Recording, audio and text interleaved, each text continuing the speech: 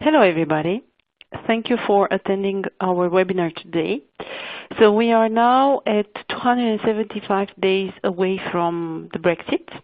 And together we will see today what are the impacts on the overall economy and what we expect going forward in terms of economic performance, but also in terms of negotiations for the next free trade agreement.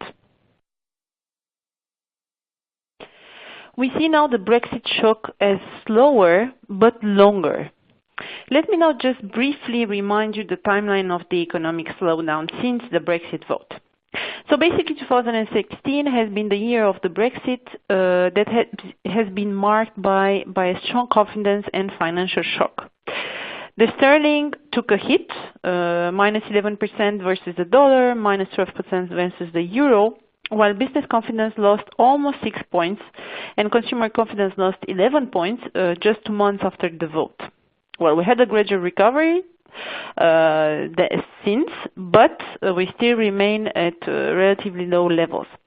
So 2017 was more about the spread to the private sector of this financial shock.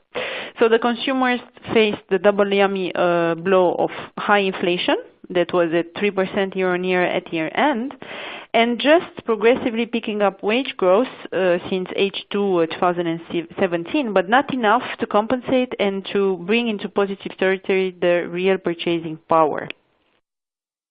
So actually the growth of the private consumption came in 2/3 lower in 2017 compared to 2016, and we will see that the prospects are not rosy going forward.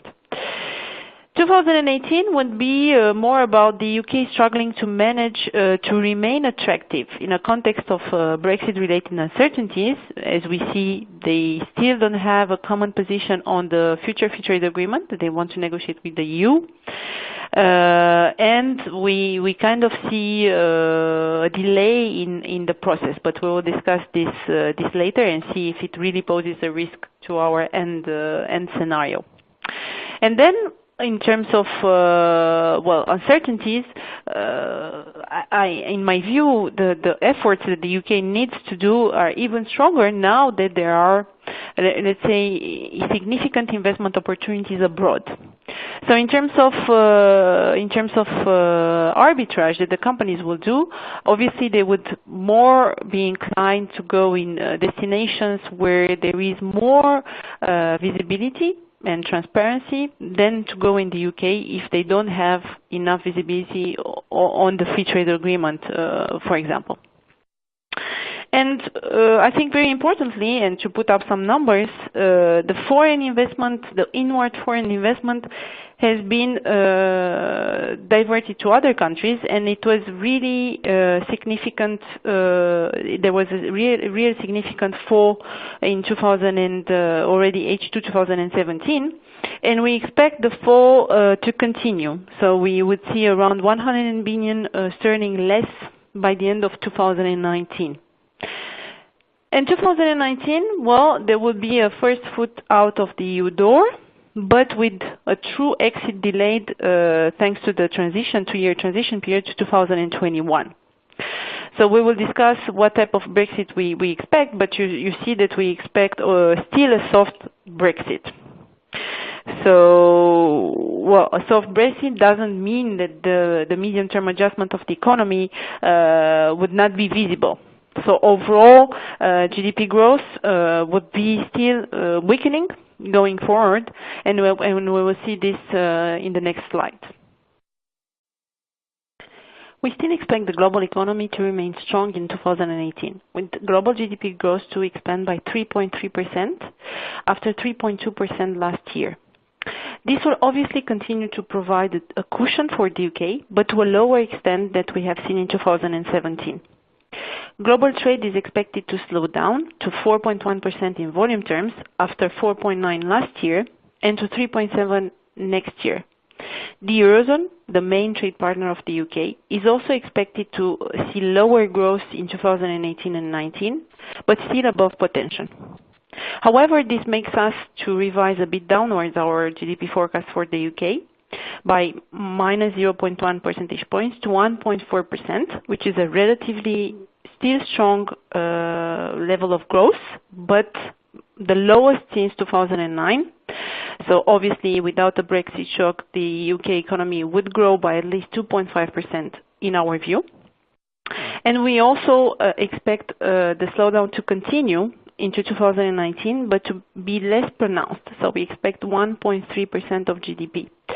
It's true that the Q1 weakness has been much stronger than expected, but we have seen that this is mostly due to very bad weather, but also to calendar effects and more, let's say, holiday season than in previous years. So strong base effects have also induced a downside revision in our GDP growth forecast. So going forward, we expect growth to average 0.4% in quarterly terms, after a very weak, as I said, Q1 of 0.1%. We see several challenges for the UK economy this year and next year. And the first one is to stay confident in an environment, global environment that is expected to weaken going forward, and also given the soft patch that Europe is experiencing since Q1. And we have seen that the UK business confidence, as measured by the manufacturing PMI index, has slowed down in line with the Eurozone manufacturing PMI index. But importantly, we should not exaggerate the size of the slowdown, because it's a slowdown from high and very high levels in the Eurozone. But the index remains above 50, which means that there is still an expectation of expansion in activity in the coming months. On the consumer side, well, there are more pessimist than optimist consumers, as you can see on the chart on your right, as expressed by the GfK indicator, but also by the European Commission one. But as you see, there are less pessimist consumers than before. So we have seen a slight improvement in the balance of opinion for consumers. So we have seen the consumer is less optimistic than it was prior to the Brexit vote. So it's complicated to bet on the consumer, and this is the challenge too that we have identified. On one hand, inflation is lower than in 2017. It is expected to average 2.4% in 2018 after 2.7% last year, but it's still above 2%.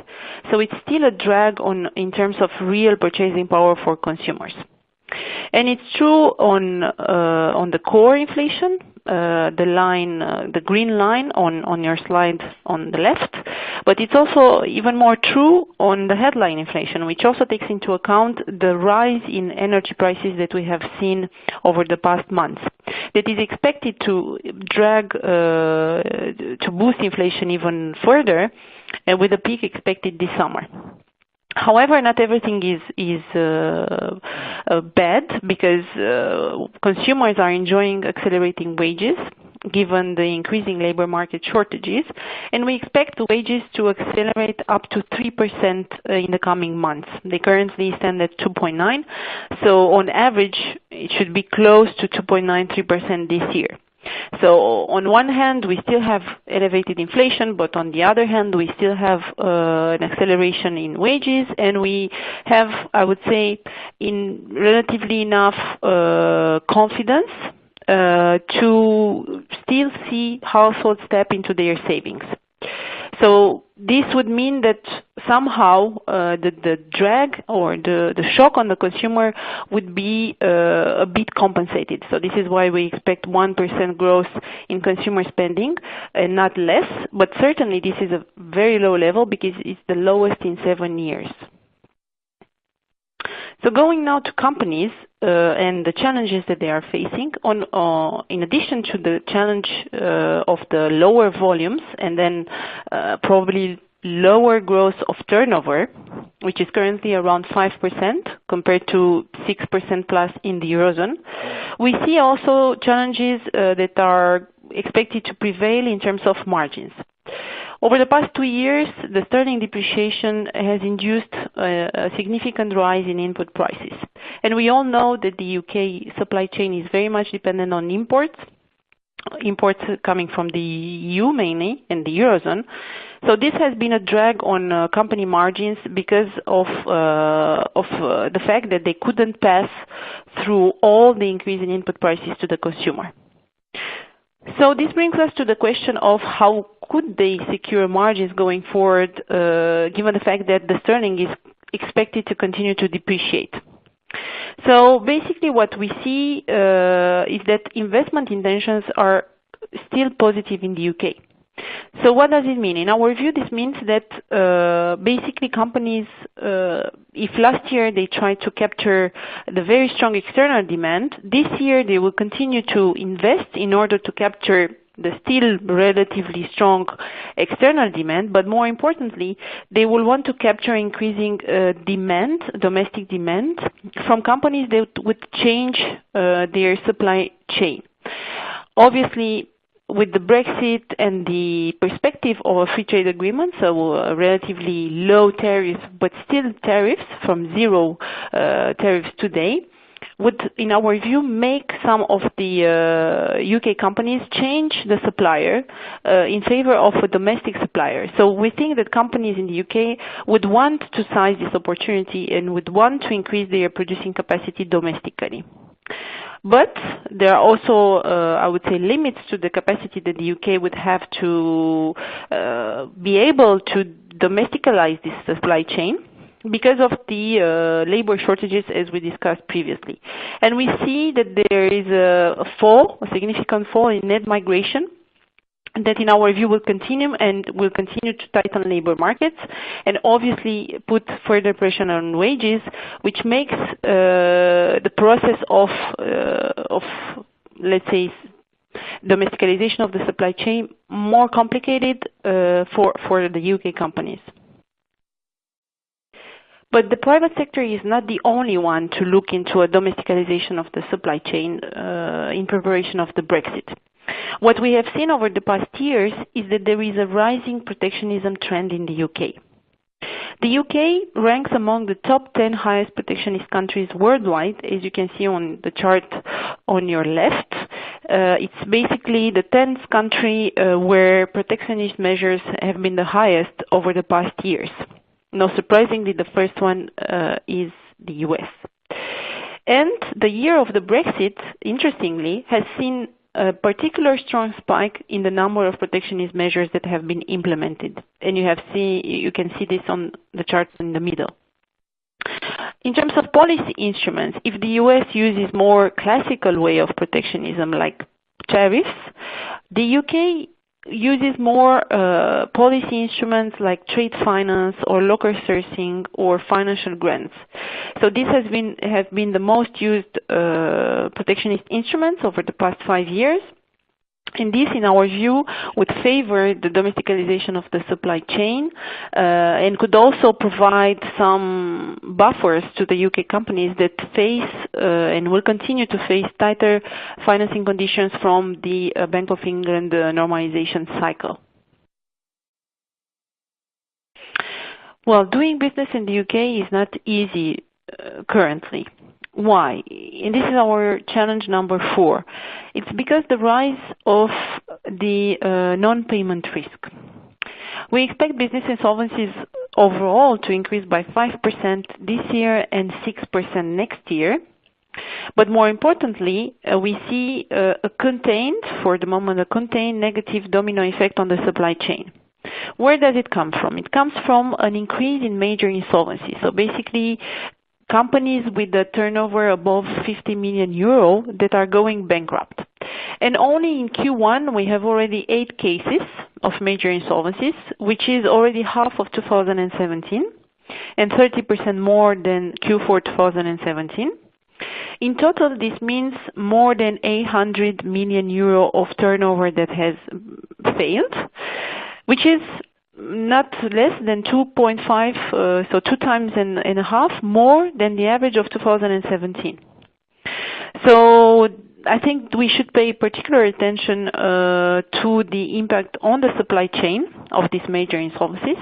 And obviously we have here the collapse of Carry On Group, but also Palmer or Toys R Us at the end of last year.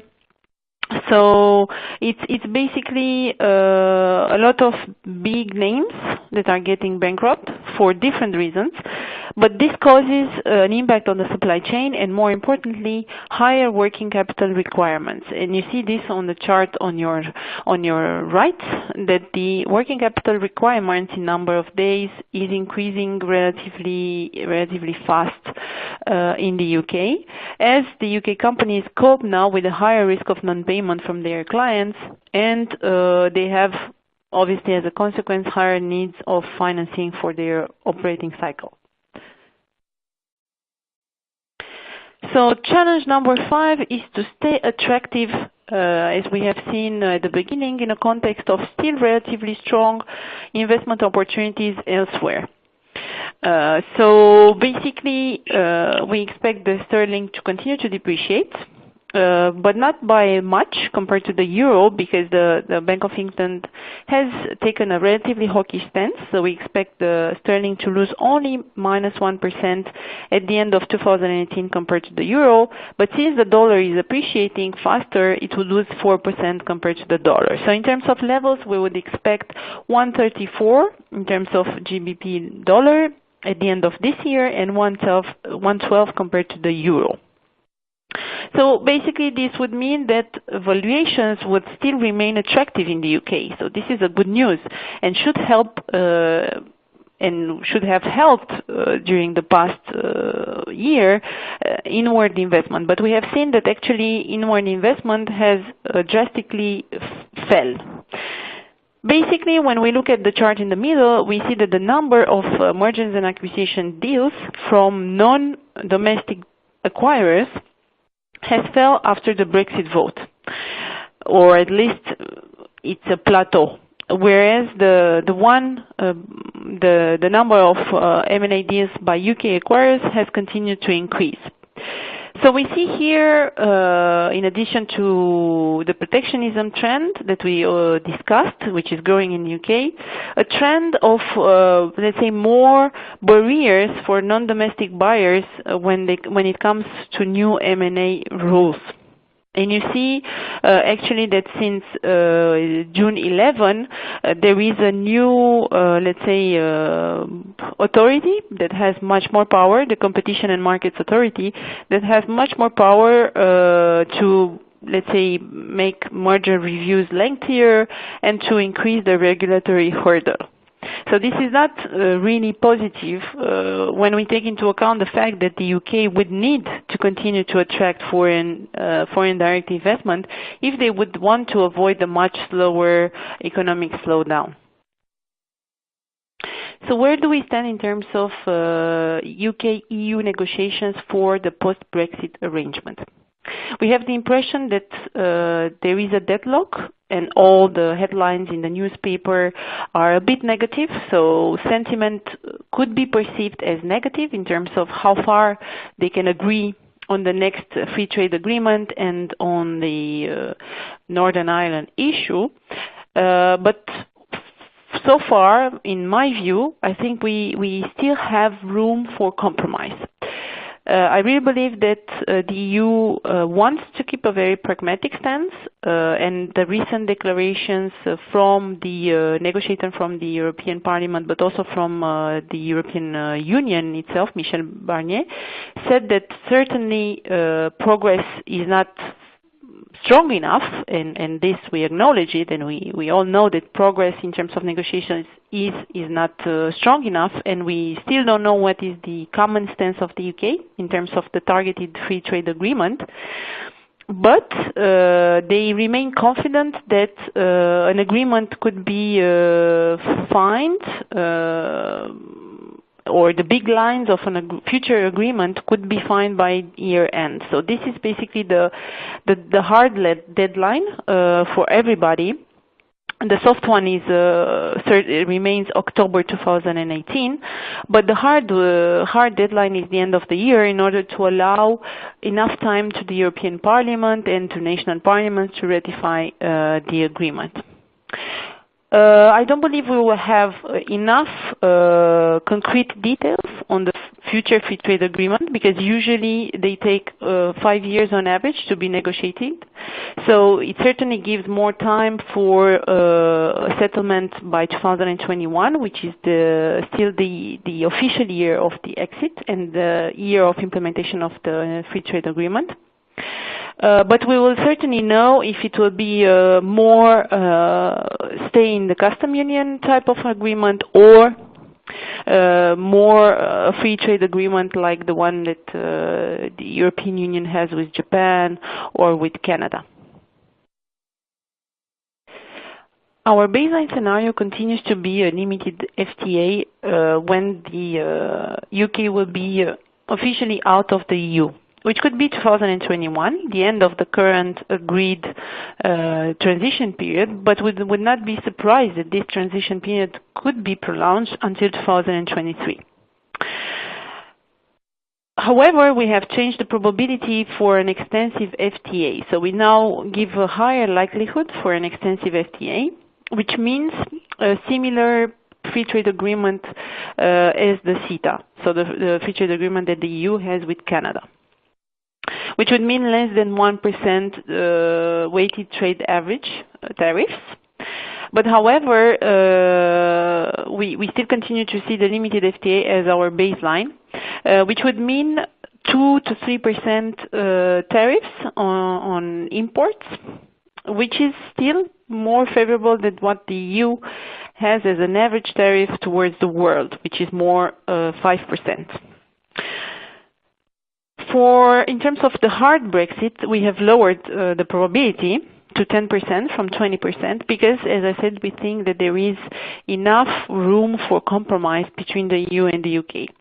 And more importantly, and something that we need to take into account, is the negotiating, or let's say the pressure that the private sector and the companies in the UK are exerting. And we have seen this week a lot of statements from either European or other international companies that are settled in the UK and that want more clarity and visibility in terms of what type of free trade agreement the UK wants to negotiate with the EU.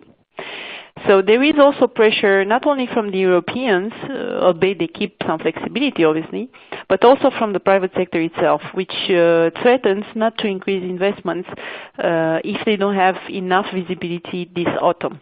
So again, as you can see, the hard deadline is autumn, end of the year, but probably the pressure of the companies and the threats that they will not invest more in the UK could actually accelerate more the settlement of the stance of the UK in terms of what do they really want to negotiate with the EU. So we are now at the end of our webinar. I think you have questions, most probably, but I hope you found already some answers in the presentation and that you have found it interesting and useful. So please don't hesitate to ask questions if you didn't do it already through the chat. So click on the Q&A widget at the bottom and submit them. And obviously I will try to answer as many as I can, but if we run out of time, I will answer them to you via email. Thank you.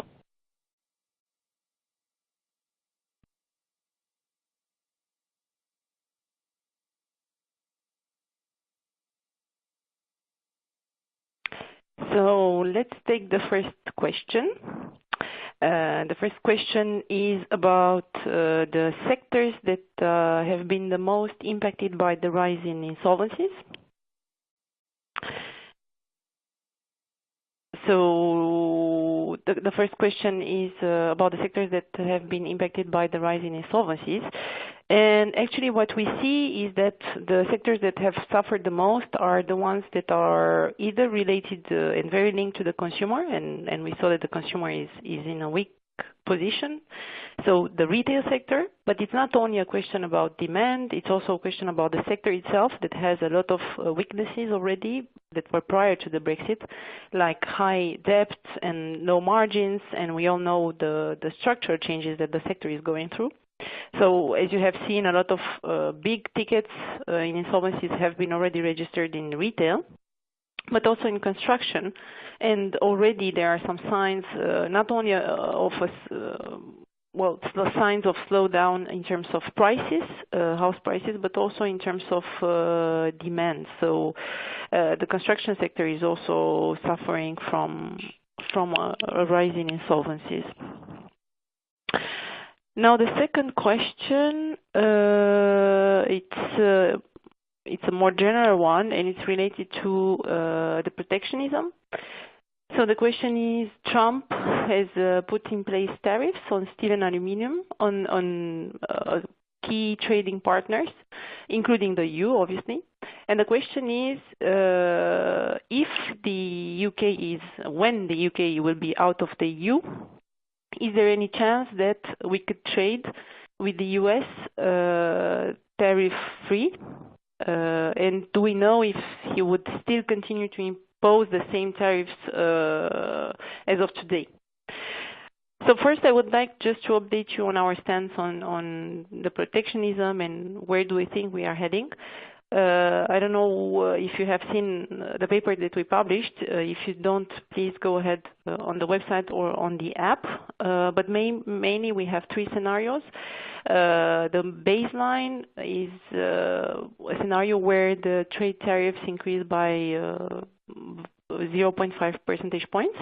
So for the US, it would mean that it will go from 3.5% to 4%. So this takes into account the tariffs on steel and aluminum, but also the 50 billion that have been bilaterally announced by the US and by China.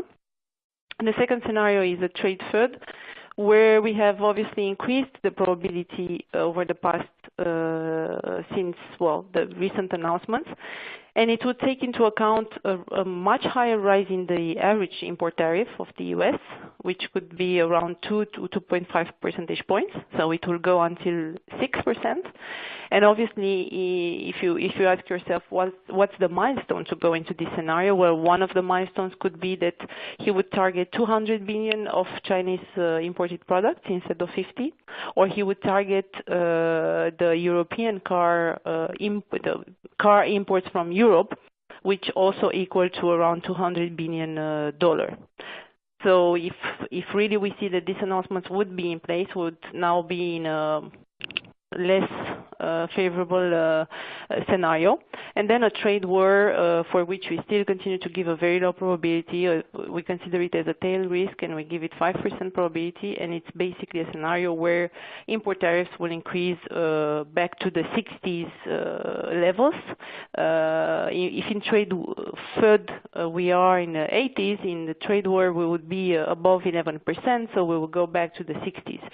Now to go back to the question about how much leeway the UK would have to basically negotiate a more favorable free trade agreement with the US. Well, first, I don't want to be pessimistic, but the US targets all the countries with whom they have a trade deficit. And the UK, and specifically on steel and aluminium, they have a trade deficit with the US. So in the EU or out of the EU, they would still be targeted. They have also targeted countries that are in agreements with them, like Canada and Mexico. They are still in the NAFTA. Even if they renegotiated, they are still into a free trade agreement, which would mean that there will be no additional tariffs, and still they have implemented it. So it would be a tough question to know if the UK would benefit from more favorable conditions. But I would doubt that, and I would believe that the UK would be better going with the EU as a bloc, because we have seen recently that the EU goes for more multilateralism with China, Asia, and other countries. And they also go for reforming the WTO rules in order to prevent, let's say, an acceleration in the protectionism stance at the world level. The third question, I'm going a bit fast just to be sure that I can answer as many as I can. The third one is, after a hard Brexit, how many years will the UK need to recover to pre-2016 growth figures? As a reminder, we talk here about around 3% on average real GDP growth prior to the Brexit vote. So in our baseline scenario, which is a limited FTA in the long run, so in the next 5 years, we expect growth to be on average of 1%. And in a hard Brexit scenario where we don't have any free trade agreement and we go with the WTO most favored nations rules, we would see growth at maximum 0.5. So as you can see, we are very far from the 3% on average. So in my view, we would need at least 10 to 15 years to catch up with the prior vote pace of growth. And it's very much dependent on the UK capacity to reindustrialize, as we were discussing earlier, to attract investment. So basically it would be dependent on their ability to negotiate the best rules after the exit and to implement the best fiscal policy that they can, taking into account the fact that overall Brexit will create a hole in the budget. So yeah, I would not see a 3% growth in real terms before 2030 at least. The next question. Please, can you explain what do you mean by trade finance as a policy instrument to implement protectionism? Well, in terms of protectionism, we have the basically traditional way of protectionism, which is the U.S. And it goes, well, the U.S. under Trump administration, I wanted to say, and it goes with higher import tariffs.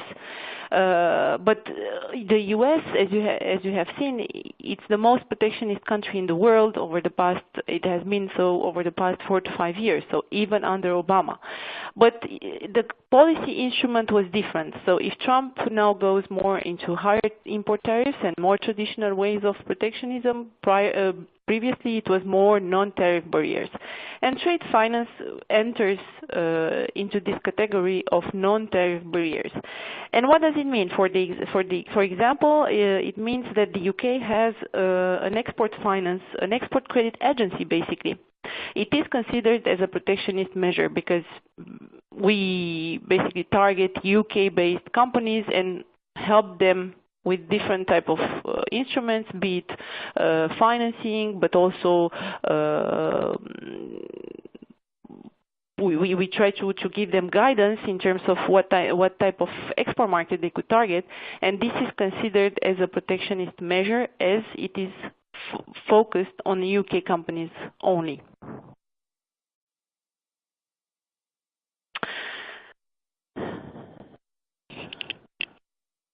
The next question is about the currency forecast. So what is our view, our long-term view, in terms of the exchange rate for the sterling against the dollar and the exchange rate and the euro dollar actually? So, well, we don't really do long-term forecasts. We have a currency model that gives us the forecast up to 12 months. So we are able to forecast until end of 2019. But in my view, we certainly have a downside trend on the sterling in the long term. For several reasons, be it the uncertainty linked to the Brexit process, because we have seen recently new downside pressures because of rising tone of voice between EU and the UK, and the, let's say, lack of details regarding the plan, the exit plan. So all this would still continue to create volatility and put downside pressure on the sterling.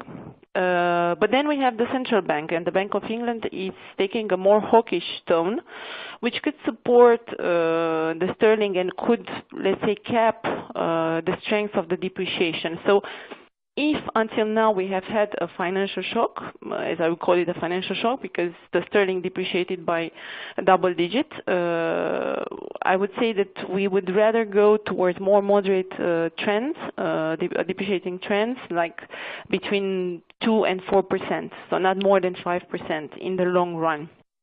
Obviously, the sterling and the sterling dollar, so we have a forecast of 134 at the end of this year, and at the end of next year more or less stable.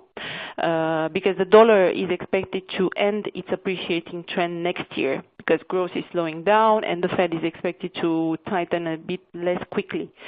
But obviously it's also dependent on the trend on the dollar. But as I said, it's more or less stable for next year because we don't expect major negative announcements. But around, yeah, if I would give a range, it would be around 130, 134. Now, on the euro dollar, the forecast is 110 at the end of this year and 117 at the end of next year. So it's very much dependent, as I said, on the appreciating trend of the dollar, which has surprised us on the upside. We were expecting it, but it was stronger than expected. We have all seen that the U.S. economy is close to overheating, and the fiscal stimulus and the deregulation that is ongoing creates risk, but also creates the risk of overheating. So the Fed is forced to react. So instead of hiking rates 3 times this year, they are expecting to hike rates 4 times this year. So besides the positive surprises on growth, we have higher speed pace for the U.S. rate hikes. So this puts a higher upside pressure on the dollar, and then this is why we have a lower euro at the end of this year. But as I said, next year we expect this appreciating trend to stop. So we expect the euro dollar to reach 117 at the end of next year. In terms of the ECB policy, which is also a key driver for the euro dollar exchange rate, well, we expect the ECB to remain relatively dovish.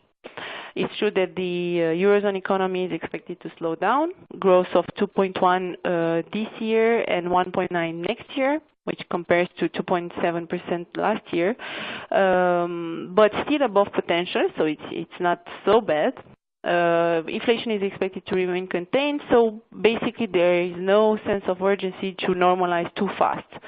So they will probably, as they announced, end the quantitative easing program at the end of this year, but they will only increase interest rates for the first time in September next year, and they will start with the deposit rate for the banks, which is currently at minus 0.4%, and most probably they will follow up with another rate hike, but now in all the key rates, so the refinancing rate and the deposit rate, either in December or in Q1 2020.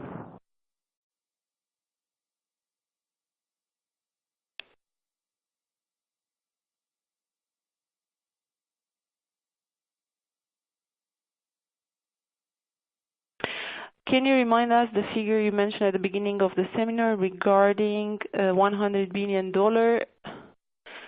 in UK inward investments in 2019? Was that covered on the slide outlining challenge number 5 related to M&A activity? Yes, sure. It's basically linked because M&A deals are part of the foreign direct investments, inward foreign direct investments. And actually the trend worsened in Q3 2017. So since Q3 2017, we see that there are significantly less foreign direct investments in the UK inward, whereas there are significant outward investments. It's interesting to see also by sector and intellectual property, for example. It's one of the sectors where that benefits in the other European countries, and it's probably due to the fact that companies are preparing to Brexit. But yeah, certainly the M&A trend activity, which shows that there are less foreign acquirers in the UK since the vote, has also it's a direct link to the lower inward investments. The next question would be, how will Brexit impact Romania? And I think it's an interesting question because we can make it broader to the EU and Eastern Europe. So we have published a report last year where we were analyzing all the impact on the EU countries, And in my view, the first impact that I currently already see is the fact that there are less export opportunities to the UK. It's basically the consequence of the sterling depreciation and the higher inflation, which has eroded the purchasing power for households, but also lower investment still compared to 2015 or 16 from the companies, which makes import growth less strong than it was before. So it means less export opportunities for the EU countries. And this is something that is here to stay, as we don't expect the imports to pick up strongly. So it means that we miss some export opportunities for the EU countries, and we need to find them elsewhere. Well, the good news is that somehow it's compensated by the strength of the intra-EU trade. And this was something that has gained pace since 2017 and is still resilient. So first impact for me would be less export opportunities. The second negative impact, as I said, it's the non-payment, increasing non-payment trend. So for Romanian companies that are doing business with the UK companies, is certainly something that is a concern. But there could also be some opportunities. So not only, and third negative impact, obviously probably less investment opportunities as well from Romania to the UK, but it's probably less of a concern. Then opportunities would be of investments from the UK to Romania, and probably in sectors like machinery and equipment or automotive. So relocalization could also happen in Romania, not only in other Eastern European countries, if they will happen. And basically opportunities for me would be on how much Romania and Eastern European countries could catch up from the demand. Lastly, we have seen the net migration from EU falling, which is also something that concerns Romania. And not only Romania, but also Poland or other countries, and it's the labor shortage is starting to be very high in the construction sector, where the construction sector was benefiting actually from the labor force that was coming from these countries. And obviously, with the sterling depreciation, the workers of these countries will probably make an arbitrage and not go to the UK anymore, but probably prefer to stay in the Eurozone, because the euro is a bit more stable or stronger. So there is a shift in terms of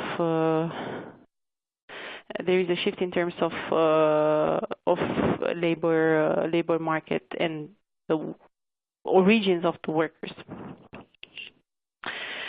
Well, thank you for... Anna, we have a last question before closing our webinar.